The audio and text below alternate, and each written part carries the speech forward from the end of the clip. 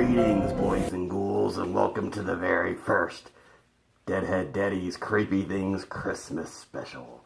I know you're all excited about old Sandy Claus coming down the chimney and bringing you some creepy presents, but in the meantime, I have a fun-filled episode of good reviews for you. I want to thank our good friends in the Midnight Syndicate for providing the music for this episode, and it's not too late to order their brand spanking new Christmas album. You can go to their website and check that baby out. Anyways, I got a couple Christmas-themed horror movies to review for you, as well as some Christmas-themed comics. So please, stick around for all kinds of creepy Christmas goodness. Ha ha. Reels for the Wretched. Alright, welcome to Reels for the Wretched, and we've got a couple Christmas films that'll make even old St. Nick rattle in a sleigh in fear. Let's get right into it with Wild Eye Releasing's Secret Santa. Now, this movie is about a group of college kids who, after a hard semester, have decided to have a little Christmas party with some drinking, some debauchery, and a Secret Santa gift exchange. But when they open these boxes, instead of the knickknacks they thought they were getting, there's weapons of death and destruction. These kids will have to survive a night of a strange slasher coming to the house and killing them all one by one. Who will survive? You can only find out by watching the movie. But should you? Personally, I was not a fan of this movie at all. It was boring, it took way too long to get to the kills, and they were far too spread out.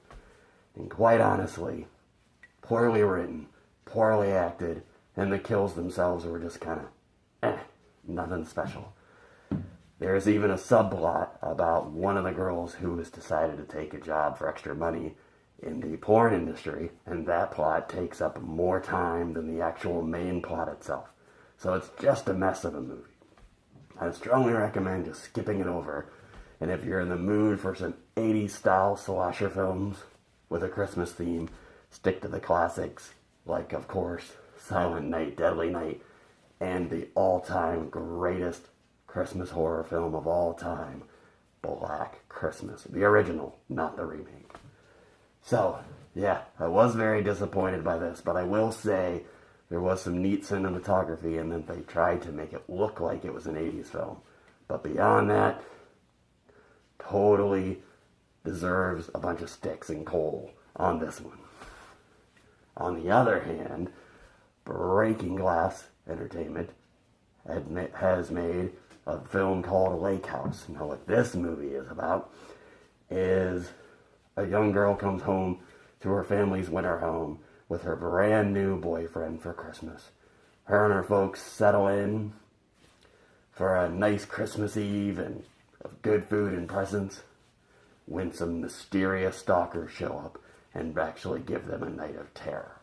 Now, this movie was much better than the other one we spoke of. Again, it does take a little long to get to the kills, but once we get there, it's very intense, scary, and a lot of fun to watch. The acting's pretty decent. The kills they're not overly original, but it's still a fun ride. And of course, there's a few twists and turns along the snowy path to the end of the film. There's even an opening for a sequel, so we'll see if enough of you go out there and watch this film to warrant one. So, I do think you should check out Lake House. It is kind of a better made film, and I did enjoy it quite a lot. Alright, stick around because I got a little bit more to tell you about. Ho, ho, ha, ha, ha, ha.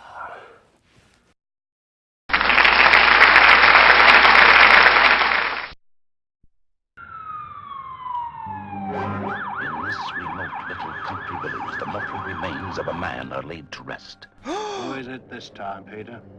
It's Mr. Spaulding. They found him this morning.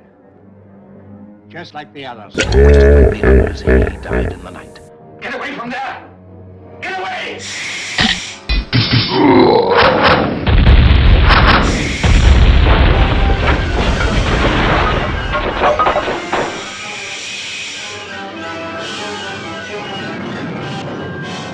This is an evil place. Corrupt and evil. Evil, as venomous as a snake, turns the quiet of this village into a where every man fears for his safety and safety, where everyone is suspect. What do you mean they died by some sort of magic? Klaatu! Witchcraft? Marada! First time in my life. Everyone is frightened. The doctor who lived his life in the East. This man who could be the next victim. This woman and this girl are frightened, hypnotized by the crawling, creeping spell of the reptile. Stop!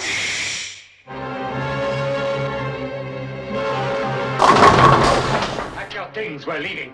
No, Dr. Franklin. You are not leaving. I could kill you. But you would never be free then, could you? And what would happen to little Anna then? Trapped like animals in a cage, and getting closer and closer, suffocating them with terror. The reptile.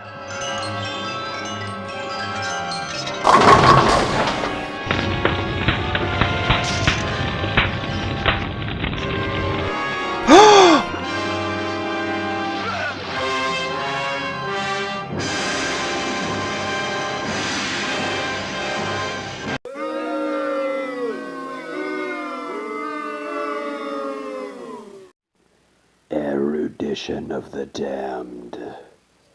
Alright, Erudition of the Damned, where I talk about some reading material that you creepy kitties out there might enjoy. So let's get into it right away.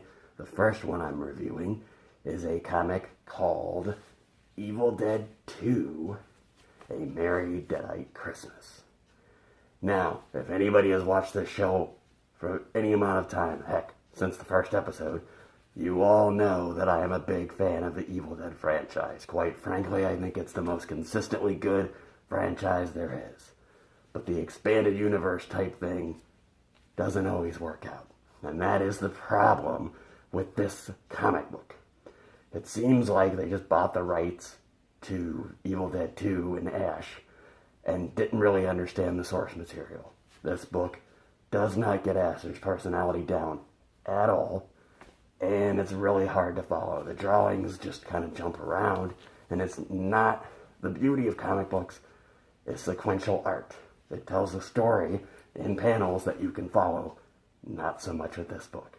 I was very disappointed, and granted I have high expectations when it comes to The Evil Dead, but it could have been better. Could have been a lot better. The other book that I'm recommending, well, I'm reviewing today, would be Bizarre Tales number 34 from Marvel Comics. It has the classic skeleton dressed as Santa coming out of the chimney on the cover. Iconic cover, to say the least. And it is from that classic 70s, 80s era of Marvel that so many people think of the high point of that company's publishing history. Well, I reread the book today for this review, and honestly, the stories are okay, especially the Howard the Duck story, which is Howard's take on It's a Wonderful Life. That'll make you laugh. But nothing in the book is scary. There's an interesting story about a young man who finds out that he's not only the son of Santa Claus, but there's an anti-Claus out there to kill him. That story's not bad, and there's a couple other stories that are alright as well.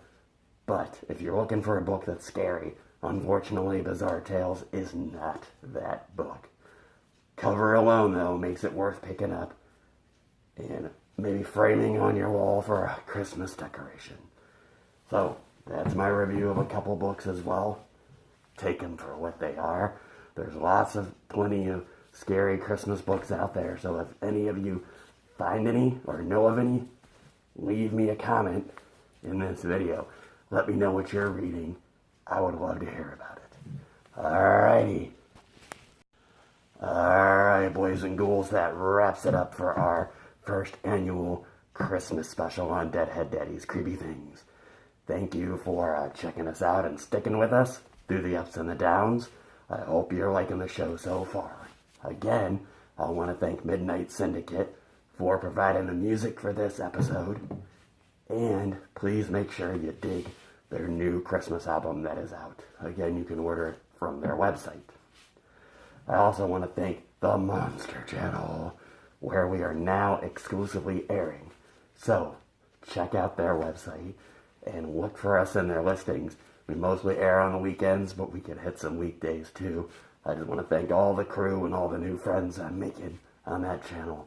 And I definitely think you'll find some other hosts you'll enjoy just as much as me. Alright, kiddies, your old pal, the Deadheaddaddy, is still feeling a little bit under the weather, so I'm going to let you go early. But I hope you have a very scary Christmas, and that old Santa Claus brings you everything you asked for. Happy horror days, and stay creepy. Ho, ho, ho.